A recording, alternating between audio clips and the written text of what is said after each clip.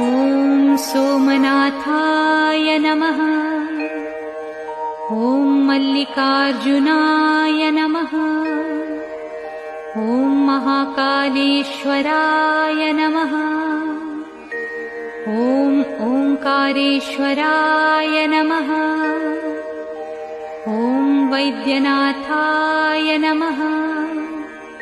ॐ भीमशंकराय नमः।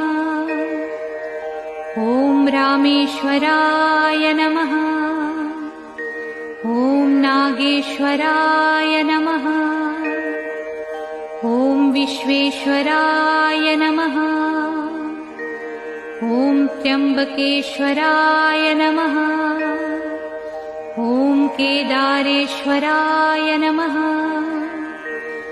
ॐ भुस्मेश्वराय नमः।